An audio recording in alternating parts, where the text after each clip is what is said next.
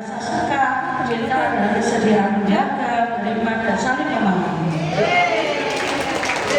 Ini kajian itu apa dipsi ini ya? Dengan berdua. Nah, Bapak Ibu, coba dengan lihat definisi cinta tadi. Tidak ada kata-kata ya diskriminasi. Tidak ada kata-kata bully. Saling memberi, saling menerima, saling menutupi, saling mengikhlaskan. Itulah tanda cinta, boy. Itulah tanda memuliakan oleh kita. Nuwun sewu. Saya tadi berangkat, rumah saya itu dipakai sebenarnya. Dari jalan tol itu kira-kira 5 menit kalau jalannya lancar. Tapi gara-gara tertebu, saya tadi agak lambat. Nah, di belakangnya tertebu itu ada gambarnya wanita berjilbab, tapi wajahnya di blur, wajahnya di blur. Nah, saya jadi tidak tertarik pada wanitanya, Bapak.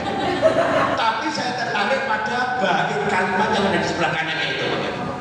Apa tulisannya begini, ya?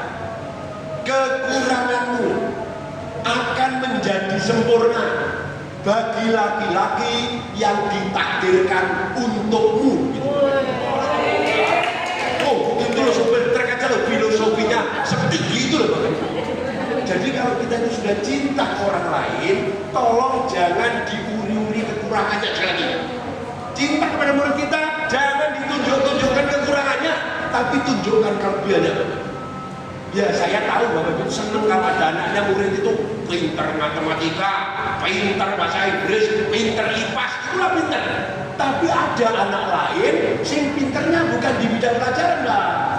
Pinternya sama di bidang ekstrakurikuler, voli, pinternya di bidang apa itu? Pagar usaha, gitu Pak. Saya sebetulnya dari dulu silat itu kurang suka Pak, karena banyak maksiatnya. Kan gini, maksiat.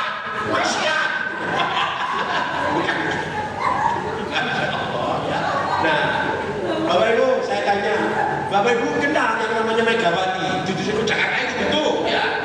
Yang dari Jember. Main bola itu ya? Itu saat taburan mak ceplok, begitu Pak. Itu kita kerja 10 tahun nggak sama akan ditabung, pakai sak ceplokan Pak. Itu tidak karena pintar matematika, tidak karena pintar baca itu, tapi karena kita hargai kemampuannya dalam bidang olahraganya. Anak-anak juga begitu. Makanya olahraga kok diterangkan nyocot, jadi sering Pak. Diarahkan jadi dai. Oh dai gak usah nyocot juga. Itu cara kita mensyukuri. Ya. Terus Bapak Ibu antara suami istri, dikira suami panjang itu paling ganteng yang mana? Wes masih orang promosi cinta. Ayo, bapak-bapak juga begitu. Walaupun istrinya mancung ke dalam hidungnya itu, ya. Cinta ono, malah hidungnya PC itu malah enak nyambung, nemplek baru kena. Nah hidungnya bisa panjang itu atau tulus kena. Nah, mensyukuri lagi. Kalau ada lalat, kalau hidungnya istri kita itu kecil, lalat itu mubeng-mubeng dari borongannya kalau mati. Ya. Tapi lah sini itu belum, mati apa juga. Itu cara mensyukuri. Maka itulah kita sebut kelebihannya. Itu namanya kurikulum cinta. Kalau Bapak Ibu sudah melaksanakan yang Pak laksanakan tadi, insya Allah itu Bapak sudah berada di kurikulum cinta. Ya, nah materinya gimana Pak? Contoh begini tadi, ditambahi ayat tadi boleh. Atau tadi Bapak Ibu anak-anak, ayo kita sekarang wudhu. Tapi ingat, kalau wudhu itu airnya jangan boros. Ya, menurut penelitian Bapak Ibu, instansi yang banyak memboroskan air, nomor 1 masjid. Ya, saya tidak mengundang masjid tidak begitu. Penelitian ini jangan dibantah dulu. Nomor 2 hotel. Ya, padahal saya banyak pelajari. Ketika Nabi dulu wudhu, itu habis berapa? Habis berapa air liternya? Saya nggak salah cuma 1 teko dulu Pak, 1 teko itu. Tapi saya nggak tahu, nggak ada videonya Nabi wudhu. Tapi sudah dijelaskan itu. Nah sekarang enggak ya, anak-anak itu karena pancuran gede, itu habis berapa liter? Maka dikandani anak-anak, kalau wudhu jangan banyak habis air. Kita sayangi nanti yang akan dekat, yang akan depan. Kalau nanti airnya habis, anak cucu kita nggak kebagian air, Bapak Ibu. Nah, saya tanya, bubul apa ketika kita ngirit air? Itu bubul biang. Bapak Ibu tidak usah diterangkan bubul biang itu apa dulu. Ya pokoknya anak kita melakukan seperti itu berarti sudah kita amalkan di antara Pancasila tadi adalah bubul biang. Panjenengan tulis di RPP itu. Siapa yang ngajar fikih? Yang ngajar fikih siapa? Oh, kan guru kelas sampai semua kayaknya. Enggak. Fikih ada sendiri. Ya Allah, sakti bukan dengan ya. Yang penting sehat ya. Ketika mengkaitkan dengan hubul bi'ah, tolong anak-anak kalau wudhu jangan boros air. Gitulah di RPP Pak. Wudhu sambil ngirit air. Insersinya namanya hubul bi'ah. Atau cinta kepada alam lingkungan. Itu pokoknya ditulis namanya sudah insersi itu Bapak Ibu. Nah pelaksanaan seperti tadi di proses pembelajaran waktu anak-anak wudhu tolong diamati. Anak-anak kalau wudhu itu diajak kemana sih? Diajak kemana? Ke kamar mandi. Ke tempat wudhu ya. Boleh nggak diajak ke masjid sama bagaimana? Ngaji jamak sing waduh kalau jadi melakukan waktu balik itu pelajaran. Bukan begitu. Si masjid terdekat mana? Itu gurunya ngomong dulu kepada takmir masjid. Nanti di RPP ditulisi kemitraan pembelajaran takmir masjid. Jadi dari guru kan sakti dewe kalau iso kerjasama. Kalau yang tadi guru IPAS kan nggak iso Al-Quran hadis, dia minta ayatnya kepada guru Al-Quran hadis. Saya tanya, siapa kemitraan pembelajarannya? Lah lintas ilmunya berarti IPAS dengan pelajaran Al-Quran hadis atau lintas disiplin. Sekarang sudah bisa begitu Bapak Ibu. Ya, makanya gurunya diminta kolaborasi, muridnya diminta kolaborasi. Bapak Ibu merasa nggak ketika kalian berdua tadi ngomong masalah cinta, ada nggak kolaborasi di antara panjenengan? Ada.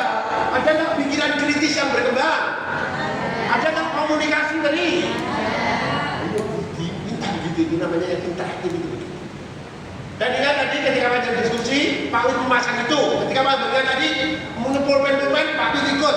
Pokoknya dulu lu sojok menengok aku ngono aja. Kamu lu bayaran motor, lah mau bayaran mana? Lupakan bayaran itu lupakan. Nanti saya datang sendiri Bapak. Ayo.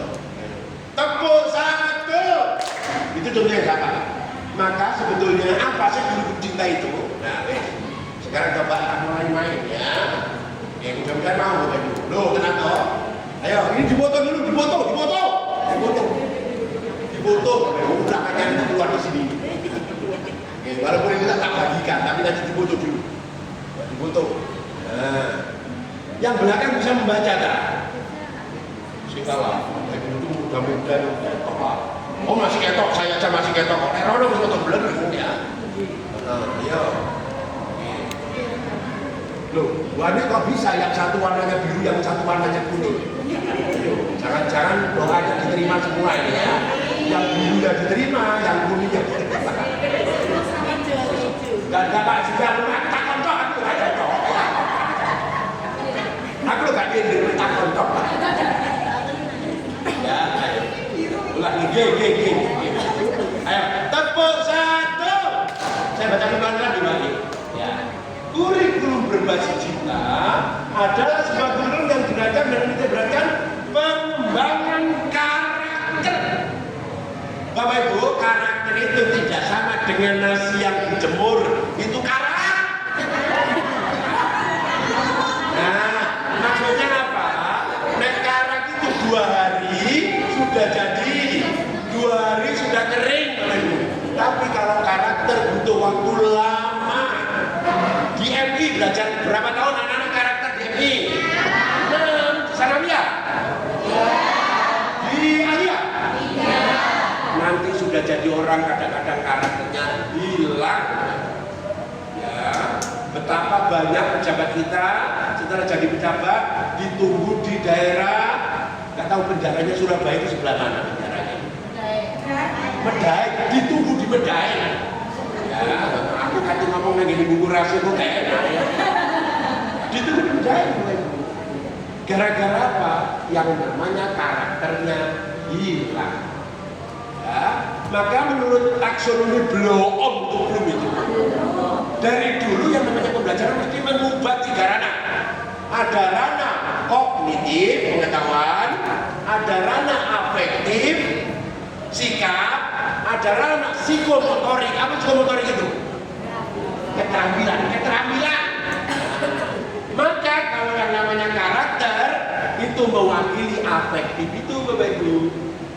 Dan yang namanya afektif tidak iso diajar tapi dibiasakan. Seperti Pak tadi, bacalah sebelum memulai pendidikan dengan membaca basmalah. Kalau syukur, alhamdulillah. Kalau mau cinta Rasul, Allahumma sholli ala sayyidina Muhammad. Terus saya tanya, di level sekolah bagaimana? Kebijakan kepala. Yang namanya kegiatan sholawatan, al-badari, serakalan, sholat duha, lanjut. Yang mendukung kurikulum cinta tadi, kalau bisa diperkaya. Anak-anak kalau sholat duha jam berapa berarti? Bersama-sama cukup ruang aja. Mau untuk untuk mau efek dulu ya, tidak apa-apa ya. Terus gurunya membimbing. Membimbing itu sholat apa dari kantor gitu? Ada yang dari kantor, ada yang bimbing itu. Derek. Bimbing itu ke kantor. Halo Pak, coba pagi hari itu. Sambil diteliti anak-anak itu, ketika masuk musola kaki mana dulu? Si kaki kiri, nak itu balik lagi nak. Yang bagus itu kaki kanan. Bapak Ibu itu nanti akan diingat seumur hidup. Tapi kita mengingatkan ya murid-murid, ambil dicintai, betul loh Pak. Kaki kanan. Duduk di antara 2 sujud. Nah, ini, loh. Nah, kaki ini serojok jajan ini loh. Nah, itu cekal kaki ini. Ojo gila, anak lu gak dulu sekilo tarik. Nah, Bapak Ibu, kalau begitu insya Allah nanti MT kita itu sudah orang tua itu sewenang ya, kayak itu. Itu kalau pagi-pagi berarti anak-anak datang juga oleh Bapak Ibu dijemput itu di depan itu. Disambut ya, disambut itu maksud saya. Dijemput namanya dewe-dewe. Kalau apa dijemput anak dijemput bapaknya kok. Ya. Oke, saling ya Bapak Ibu, itu loh hal yang kecil-kecil itu yang diberitakan orang tua. Terus karena pembiasaan yang bagus, anak-anak biasanya di rumah itu yang namanya seragam copok ucap-ucap. Sekarang itu dicari tempatnya, gara-gara bubul biatan itu. Ya, sepatu ditata, itu loh bahkan begitu tuh orang tua mesti begini. Sekolah anakku sapi jauh, anakku perubahannya jauh. Perkara pinter kok di sini. Ya, pertama karakter nih, karakter tadi saya ulangi. Ini berarti kognitif, apa afektif atau psikomotorik, betul? Itu tekanannya ke sana. Selanjutnya juga pembelajaran berbasis pengalaman. Tolong Pak, nek ngajar lo itu jangan hanya bersifat pembelajaran dangkal, pembelajaran permukaan. Itu lawannya pembelajaran mendalam tadi. Gimana sih Pak maksudnya? Kita ngajarkan ke anak-anak tanpa tahu maknanya itu apa. Contoh ya. Anak-anak, hari ini kita akan belajar toharo. Toharo itu ada 4. Ada wudhu, ada tayamum, ada mandi junub, ada satunya lagi istinja. Ternyata Bapak Ibu tidak pernah mempraktekkan itu. Tidak pernah itu gunanya untuk apa. Itu lawannya pembelajaran mendalam di pendidikan. Namanya pembelajaran permukaan atau pembelajaran dangkal. Bahasa Inggrisnya surface learning.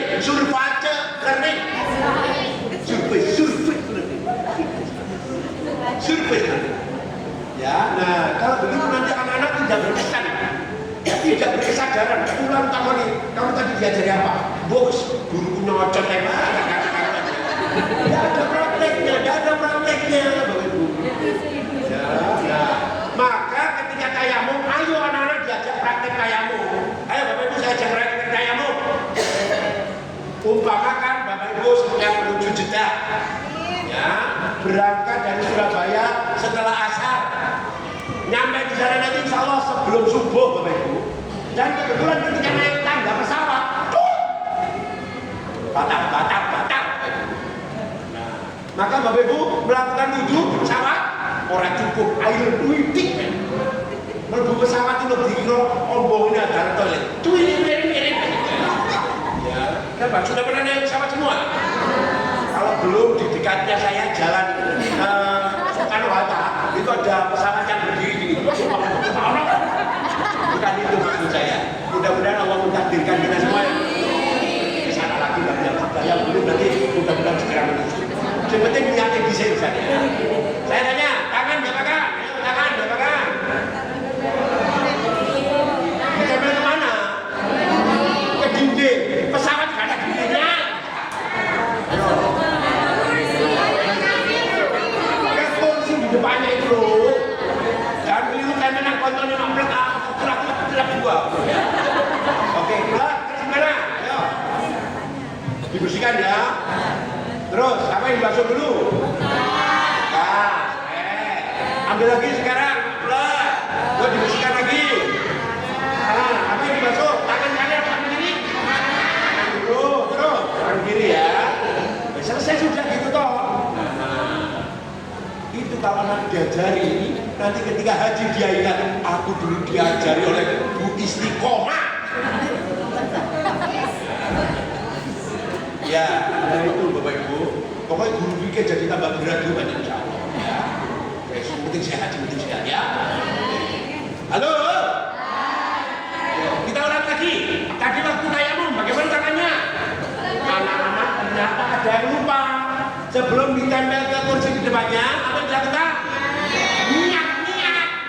Nah, ayo niat bareng-bareng sama Mama. Itulah namanya pembelajaran berbasis pengalaman. Ya, itu namanya pembelajaran mendalam, tidak hanya survei, tidak hanya survei learning. Loh Pak, nah kalau junub, bagaimana kalau junub? Kok mau haji junub? Lebih gak tahan. Ya. Kalau junub bagaimana caranya ganti? Ya tetap kayak biasa, Bapak Ibu. Gulung-gulung gak karu-karuan. Tapi mau ada sih Pak orang haji kok junub ada. Penjuru pengalaman aku merasakan tanyamu itu kan ya. Terus yang namanya sholat di atas kendaraan tolong itu juga diajarkan ke anak-anak. Ya, sholat sebagai makmum masbuk coba diajarkan. Di kelas berapa? Sholat itu diajarkan. Mulai kelas 1 ya. Ada yang bermain peran, ya siapa jadi imamnya, siapa jadi makmumnya. Apa? Pembelajaran dengan cara bermain peran itu disebut apa biasanya? Role play. Catat bermain peran role play. Ya, saya tanya, selama ini siapa yang sudah pernah menggunakan pembelajaran bermain peran? Angkat tangan. Bu, ketika apa waktu itu? Pelajaran jual beli. Ada penjualnya berarti. Kelas berapa jual beli itu? Penjual dan pembeli akhirnya itu. Oh gitu. Ada mulu itu. Karena dulu itu ngajar bahasa Inggris atau bahasa Indonesia. Bahasa Jawa juga. PKB. Bagus lah kita nih. Berikan komputer. Oke, ayo kita berikan kontribusi sekali lagi Bapak Ibu ya. Karena beliau juga sudah menggunakan yang namanya pembelajaran bermain peran lagi. Role play. Ya. Ayo, power bos untuk begini. 1, 2, 3. Alhamdulillah ya. Nah, Bapak Ibu, kalau pelajarannya seperti itu, berarti Bapak Ibu sudah masuk ke dalam pembelajaran berbasis pengalaman. Selanjutnya, perhatian terhadap aspek sosial dan emosional, terutama dalam pendidikan tadi. Jangan ada pembulian, jangan pembulian yang tidak sengaja. Ahmad, kamu maju ke sini ya. Ini pelajaran bahasa Indonesia. Ayo, bagaimana caramu mengeluh seandainya bapakmu meninggal? Bapaknya rusak sehat walafiat. Kok dikongkon meninggal? Lupa kan seandainya seandainya coba kalimat seperti itu. Kalau saya jadi Ahmad, aku mohon Pak Guru, bagaimana kalau Bapak meninggal lalu Pak panjenengan tinggal rabi dulu. Tadi coba begitu, jangan begitu ya. Ahmad, seandainya kamu yatim piatu, itu menyinggung Pak. Ahmad, bagaimana seandainya bapakmu begal, menyinggung. Jangan ada. Oke, gitu itu yang namanya aspek sosial. Terus ini yang penting, kurikulum ini bertujuan untuk melahirkan insan yang humanis. Apa sih Pak humanis itu apa? Humanis? Manusia. Bapak Ibu, asalnya sebetulnya Pak Menteri Agama itu, kenapa kok timbul kurikulum cinta? Itu karena di dunia ini sedang banyak dehumanisme. Makanya humanisme. Contoh di Israel sedang mendehumanisme bangsa Palestina itu. Ya, di Bangladesh dehumanisme terhadap suku Rohingya. Nah, di Cina sedang terjadi dehumanisme terhadap suku Uighur. Maka di Indonesia di kelas-kelas juga masih banyak kekerasan, banyak pembulian. Akhirnya Pak Menteri kita Pak Najamuddin itu menunjukkan atau memunculkan kurikulum cinta itu Pak, supaya tidak terjadi di kelas. Kalau di keluarga kita nanti sudah aman, sudah baik, maka satu RT baik, satu RW baik, satu kelurahan, satu kecamatan, satu kabupaten, satu provinsi, satu Indonesia, satu dunia akhirat baik semua. Dilandasi cinta itu. Halo. Nah berarti kalau dengan orang Kristen bagaimana Pak? Sama. Hubunas. Dengan orang Hindu, hubunas. Dengan orang Irian. Ayo. Beberapa bulan yang lalu, madrasah itu diminta menanam satu pohon. Pohon apa itu Bapak Ibu? Oh, gak kenal berarti banyaknya. Teman-teman yang bimbing itu. Pohon matoa. Di sini juga. Saya tanya matoa itu dari mana? Indonesia. Pak jadi saya ngomong Papua, Ambon, terpecah-pecah Pak. Ojo mana matoa, awakmu rambutmu keriting, awakmu jadi sama guru IPAS mana? IPAS. Semua guru kelas guru IPAS juga ya. Lek nerangno Indonesia ini adalah negara kepulauan yang hanya dipisahkan oleh lautan. Ojo ngomong dipisahkan Pak. Indonesia ini negara kepulauan dihubungkan oleh lautan. Gitu Pak. Saking halusnya itu. Hubul apa berarti itu? Hubul apa itu? Hubul waton minal iman. Ya, nah begitu. Saking halusnya. Nah, maka Bapak Ibu, yang namanya humanis itu sebetulnya itu yang menggantikan kata-kata kurikulum cinta itu Bapak Ibu. Saya kapan hari itu diprotes oleh teman-teman, Pak, kenapa sih dikatakan kurikulum cinta? Kok cinta itu kan bukan bahasa kita, itu kan bahasanya orang-orang di gereja itu. Ada cinta Roh Kudus, ada cinta Tuhan, kan begitu. Soalnya gini loh Pak, kalau kurikulum itu dinamakan kurikulum humanis, memanusiakan manusia, kedawan, gila ini. Ya, akhirnya diganti cinta, oh jadi bermasalah cinta itu ya. Halo. Yang kedua, mewujudkan masyarakat murid lulusan yang nasionalis. Apa Pak nasionalis itu? Apakah jadi Partai Merah itu kita? Tidak Pak. Nasionalis itu adalah hubulaton, yaitu orang yang cinta kepada negara kita. Jadi ini semua mau bonek, delok yang namanya Indonesia kalah sama Jepang 1-0, saya tetap Indonesia. Kalah 2-0, Indonesia merdeka. Kalau 3-0 Indonesia tercinta. Bareng kalau 6-0 londo goblok. Itu jenenge gak nasionalis Pak. Gila-gila ngomong londo sing dadi naturalisme ya. Karena tetap mendukung Indonesia. Terus nyuwun sewu, kita ini di Indonesia tidak merasa mayoritas minoritas ya Bapak Ibu. Maka jangan bertindak yang toleran itu Bapak Ibu. Jangan bertindak yang intoleran. Nun sewu sekali. Kadang-kadang kita itu ditulisi kuburan muslim. Pokoknya yang tidak muslim tidak boleh dikubur di sini. Nanti malaikatnya bingung gitu ya. Kalau memang Bapak Ibu tidak boleh duduk di situ, tolong diberi tempat yang lain. Mungkin di pojok, mungkin di RT lain. Pokoknya jangan tempat. Sekarang kita bandingkan, kita orang Islam yang sedikit di Manado sana. Kita mati di sana. Boleh ke Surabaya, tak? Di sana pun makam Kristen, tapi ya untuk Islam ya ada. Hindu juga begitu. Apa dikira yang mati di Bali itu yang Islam dibawa ke sini? Ya bukan. Jadi itu namanya kita bertindak toleran. Jadi toleran itu tidak sama dengan lagunya itu. Toleran.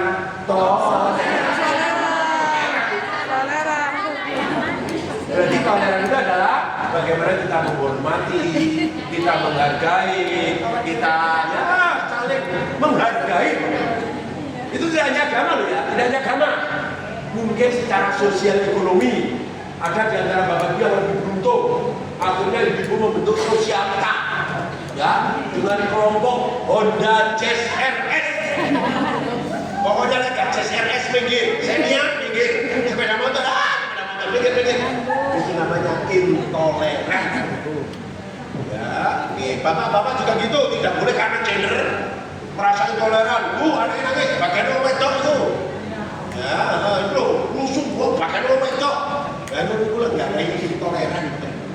Lo bapak ya bagiannya di atas pak, meskipun nggak boleh di atas pak, ya sekali-kali boleh lah. Maksud saya pas ngecek, oh ya, oke. Tepuk 1, tepuk 2. Terus ada lagi yang namanya naturalis. Apa pak naturalis itu? Mencintai alam tadi. Bubul apa tadi? Bubul apa?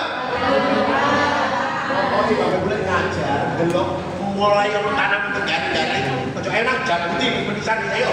Jabuti dobong bareng. Itu namanya tidak hukum bi'ah. Sinamong. Lumayan ya waktunya 2 jam pelajaran, bapak ibu sudah bisa ngajar. Benar ya? Kocok, karena kita 2 jam pelajaran. Saya ulang lagi. Ini berarti guru kita berlakunya untuk pelajaran apa? Semua pelajaran. Alhamdulillah. Bapak Ibu sudah mulai jawab kurnya. Terus, nah ini Bapak Ibu yang penting. Dan selalu mengedepankan rasa cinta sebagai prinsip dasar dalam kehidupan.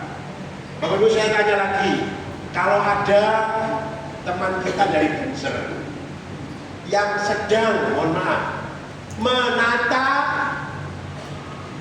lalu lintas supaya tidak macet di depan gereja untuk membantu kelancaran lalu lintas, apakah itu terpengaruh agamanya sehingga menjadi murtad gitu Bapak Ibu? Saya tanya, itu berarti sedang hubungan apa? Sedang hubungan Bapak Ibu. Kalau semua cinta seperti itu tidak ada dusta di antara kita. Ya, tidak ada syahwa sangka. Tidak ada yang namanya su'udon. Bapak Ibu loh, nanti kalau semua sekali lagi ditakdirkan ke Mekah karena di Masjidil Haram, ada lupa orang yang sholat Allahu Akbar. Kita begini. Itu golonganku, apa tidak panen. Ya, orang yang namanya takiyah, tangannya hubung-hubung ini, tujuh golonganku, tidak panen. Ya. Ada yang namanya takiyah akhir dengan takiyah awal, sama dengannya. Wis, pokoknya yang penting kalau kita tuh mengaku diri kita benar, kita lakukan yang kita yakini. Tapi ojo nyala-nyala ngomong liyo, tak bom ya. Bapak Ibu belum saya kita akan aja Allah itu sebagai Maha Pencipta, Maha Kuasa. Seandainya dahulu semua makhluk bumi termasuk manusia dijadikan orang Muslim semua, mungkin nggak Bapak Ibu? Sangat mungkin. Cuma di Al-Quran itu kan sudah dijelaskan, kita ini diciptakan berbangsa-bangsa supaya litarofu apa Pak? Saling mengenal, saling berhubungan. Yang penting di sisi Allah, bagaimana orang yang terbaik itu? Orang yang paling bertakwa indallahi atqakum itu. Nah, sekarang maka Indonesia itu kita jaga, dunia kita jaga, ya menurut dengan rasa cinta itu. Ya, lah rapornya gimana Pak? Rapor iya melok rapor biasa, melok rapor KBC tadi, melok rapor PM tadi Bu. Ya, rapornya gimana Pak? Rapornya tidak berubah. Ya, berarti yang rapat kemarin ditulis tangan apa digital? Berarti yang memasukkan nilai guru kelas apa? Guru wali kelas apa guru mata pelajaran? Guru mata pelajaran memasukkan sendiri, guru kelas memasukkan sendiri. Alhamdulillah. Cuman rapot P5-nya sekarang tidak ada lagi. P5 itu sekarang dinamakan kokurikuler. Tetap ada, cuma namanya bukan proyek P5RA, namanya kokurikuler.